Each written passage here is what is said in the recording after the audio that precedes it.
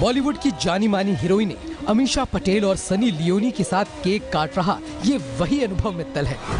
UP के पिलखुआ के रहने वाले अनुभव ने ग्रेटर नोएडा के एक इंजीनियरिंग कॉलेज से बीटेक किया है, लेकिन पढ़ाई पूरी करने से पहले ही इसने 2-3 और लोगों के साथ मिलकर 7 लाख लोगों को अपनी ठगी का शिकार बना लिया। ठगी जाने वाले लोग भी पढ़े लिखे हैं और कंप्यूटर इंटरनेट का इस्तेमाल करने वाले हैं। उन्हें अनुभव ने किस तरह ई कॉमर्स से भी आगे के सपने दिखाए और उनके 1-2 करोड़ नहीं 3,700 करोड़ रुपए ठग लिए। लाखों लोगों के दिल में आज हम एक कॉन्फिडेंस जनरेट कर चुके हैं कि yes, they can also be a part of digital world and they can also be a part of e-commerce, they can also be a part of internet, they can also be a part of technology। कैसे कर चुके हैं? Hello sir. जब आपने भैया सबसे बड़ा रुपया 5 रुपए आते हैं तो वो कॉन्फिडेंस ऑटोमेटिकली जनरेट हो जाता है। सुना आपने, अनुभव जिस 5 रुपए से लोगों को लखपति बनाने का सपना दिखा रहा है उसकी कहानी क्या है?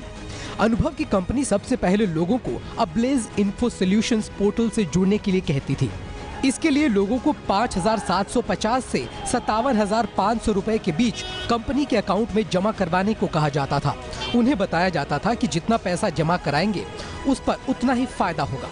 इस स्कीम में 5,750 रुपए देने पर एक दिन में 25 लाइक या क्लिक का मौका, यानी हर दिन 5 रुपए पर क्लिक के लिहाज से 125 रुपए और हर महीने 3,750 रुपए मिलते थे। इसी तरह अधिकतम 57,500 रुपए देने पर हर दिन 125 लाइक यानी महीने में 18,750 रुपए मिलते। इसके साथ ही लोगों को और फायदा लेने के लिए 2-2 लोगों को इस कड़ी से जोड़ने को भी कहा गया। इस तरह पिछले करीब 6 साल में 7 लाख लोग इस ठगी के रैकेट से जुड़ गए। लोगों का भरोसा जीतने के लिए शुरुआत में लोगों को पैसे भी दिए गए, लेकिन बाद में धीरे धीरे पैसे आने बंद हो गए। साइट पे आने लगा कि इस वीक का जो है उसका 15 तारीख को आएगा, 15 तारीख के बाद 23 तारीख को आएगा। इस तरीके करते करते 1 महीने से कोई पे आउट नहीं आया। फिर वो बैंक के थ्रू सारे पैसे ले रहे हैं और बैंक के थ्रू ही सारे पैसे दे रहे हैं, तो इसलिए कोई ऐसा डाउट आया नहीं। और काफ़ी पहले की रिपोर्ट देखी, लोगों के पास पैसा आ रहा है, तो उस वजह से जो थोड़े बहुत डिपॉजिट था पैसा वो इन्वेस्ट कर दिया इसमें। 2 बार मेरी पेमेंट आई है, एक बार लगभग 2700 कुछ रुपए ऐसे और एक बार 5400 रुपये, बस उसके बाद कुछ पैसे नहीं आए। कितने पैसे लगाए थे आपने? मैंने 57,500 रुपये लगाए थे। नोएडा के सेक्टर 63 में खुली कंपनी की लोगों ने जब पुलिस से शिकायत की तो सारा मामला सामने आया। अनुभव मित्तल और उसके 2 साथी पुलिस के फंदे में आ चुके हैं, लेकिन तब तक कंपनी ने 3700 करोड़ रुपए में से 3,000 करोड़ दूसरे अकाउंट में शिफ्ट कर दिए। ये कंपनी बार बार अपना नाम बदलकर लोगों को फंसा रही थी। आप भी कंपनी के अलग अलग नामों को जान लीजिए ताकि आप ऐसे किसी झांसे में ना आ जाएं। कभी socialtrade.biz, कभी freehub.com, कभी intmart.com और कभी 3w.com। आप सोचिए, इतनी रकम बैंक या निवेश की दूसरी योजना में जमा कराने पर 1 महीने में इतना फायदा नहीं मिलता तो भला कोई दूसरा कैसे दे सकता है? लेकिन कमाई के शॉर्टकट के लालच में लोग फंस गए। इसलिए जब भी कोई इस तरह का ऑफर आपको दे तो कभी झांसे में ना आए, नहीं तो आपको बाद में पछताना पड़ेगा। तो 3700 करोड़ रुपए के इस डिजिटल घोटाले के बाद बात बिजली चोरी की, जो देश में एक बड़ी समस्या है। इससे निपटने के लिए सरकार से उम्मीद की जाती है कि वो कड़े कदम उठाए, लेकिन सरकार ही बिजली चोरी करने वालों को अगर बढ़ावा दे तो क्या कहेंगे आप? जी हां, यूपी के सीएम अखिलेश यादव, शहरी विकास मंत्री आजम खान ने ऐसा ही कुछ किया है।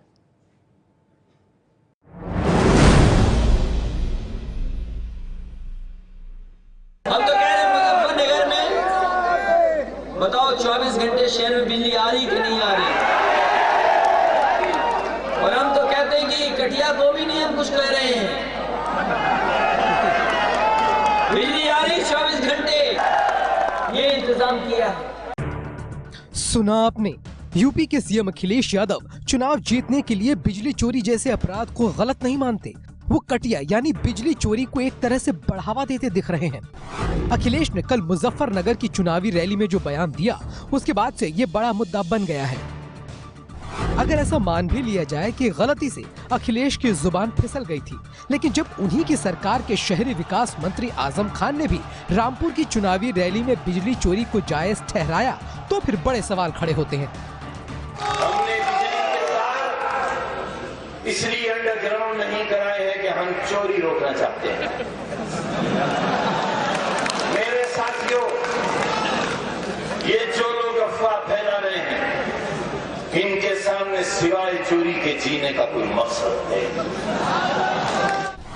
उत्तर प्रदेश की सरकार चलाने वाले दो बड़े नेता जब बिजली चोरी की खुलेआम वकालत कर रहे हों, तो आप सोच सकते हैं कि बिजली कितना बड़ा मुद्दा है, खास तौर पर तब जब बिजली चोरी एक उपलब्धि के तौर पर सरकार गिनाए, तो ये मामला काफी गंभीर माना जा सकता है।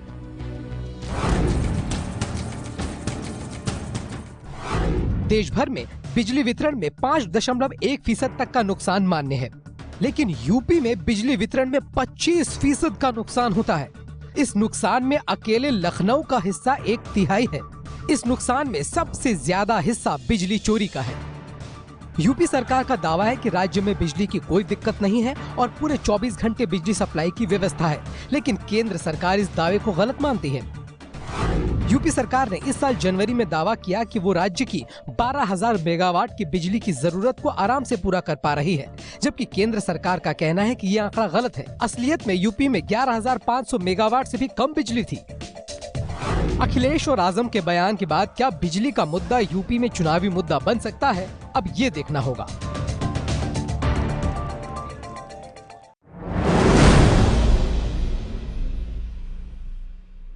अक्सर लड़कियां मोबाइल रिचार्ज कराने के लिए किसी रिचार्ज भैया की दुकान पर जाती हैं, लेकिन कई बार ये रिचार्ज भैया इनके लिए मुसीबत बन जाते हैं। यूपी के विमेन पावर लाइन यानी 1090 में कई लड़कियों ने शिकायत दर्ज कराई है कि मोबाइल रिचार्ज कराने के दौरान उनका नंबर कई ऐसे लोगों को दे दिया गया जो लड़कियों को मैसेज या कॉल के जरिए दोस्ती करने या लव प्रपोजल तक भेज देते हैं। जिस प्लेस से मैं रहती हूँ वहाँ से मैं नंबर मतलब मैंने रिचार्ज कराया नहीं और उधर कॉल आने शुरू हो गए। कुछ दिन पहले ही रिचार्ज करवाया था, तो जो रिचार्ज करे भैया थे उनसे नंबर तो दिया, लेकिन पता नहीं कैसे लीक हो गया। फिर उनसे नंबर किसी और के पास चला गया, फिर थोड़े से मैसेजेस आने लगे, फिर कॉल आने लगी। फिर हमने मना किया तो नहीं माने, फिर हमने यहाँ पे सीधे 1090 पे कॉल करके बताया, तो यहाँ से थोड़ा सा रिलीफ। अब मैसेजेस नहीं आते, ना कॉल आती है। ऐसे दोस्ती के लिए दिए कुछ नंबर तो शोधों तक भी पहुँच जाते हैं, और ऐसे में कुछ लड़कियों के लिए दिक्कत इतनी बढ़ जाती है कि उन्हें पुलिस की भी मदद लेनी पड़ती है। मेरा ये विनम्र अनुरोध है एबीपी न्यूज़ चैनल के माध्यम से, लड़कियां जहां मेरी आवाज़ सुन रही हैं, अपने फेसबुक अकाउंट में या जीमेल अकाउंट में अपना फ़ोन नंबर हरगिज़ न डालें, उससे आपकी सिक्योरिटी कंप्रोमाइज़ होती है। अगर आप भी अपना फोन रिचार्ज कराती हैं तो कोशिश करें कि इसे ऑनलाइन करें या कूपन से करें। अगर ऐसा संभव ना हो और रिचार्ज भैया के पास ही जाना पड़े तो मोबाइल नंबर नोट कराने के बजाय मोबाइल में नंबर खुद ही डालें। मार्केटिंग प्रमोशन करने वालों को भी नंबर ना दें।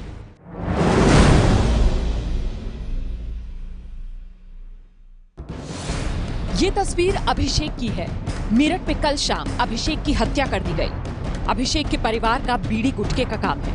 कल शाम उनके गोदाम में 6 बदमाश आए और लूटपाट करने लगे। लुटेरों को रोकने की कोशिश में बदमाशों ने अभिषेक पर गोली चला दी। दुकान है, यहाँ पर गोदाम है जहाँ पर वो बच्चे अपना लेना देने का काम करते हैं। पान बीड़ी तंबाकू का उनका काम है।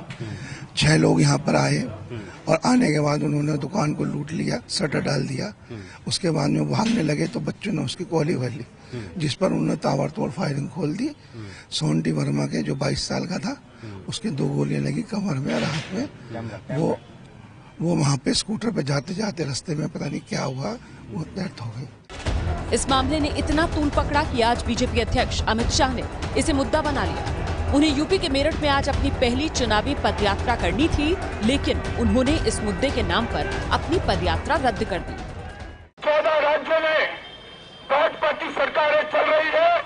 वो 14 राज्यों के अंदर कानून और व्यवस्था की परिस्थिति भारतीय जनता पार्टी ने सुधार कर बताई। 200 दंगे, हजारों हत्याएं, हजारों बलात्कार, होता हुआ पलायन और बच्चियों की सुरक्षा नहीं। मित्रों, मैं मानता हूं कि ये कभी भी उत्तर प्रदेश विकास के रास्ते पर नहीं जा सकता। अमित शाह ने ट्वीट करते हुए यूपी में कानून व्यवस्था पर निशाना साधा। यूपी में प्रतिदिन 24 रेप, 13 मर्डर, 33 अपहरण, 19 दंगे और 136 चोरियां और कुल 7,650 अपराध की घटनाएं होती हैं। आज उत्तर प्रदेश देश का क्राइम कैपिटल बन गया है।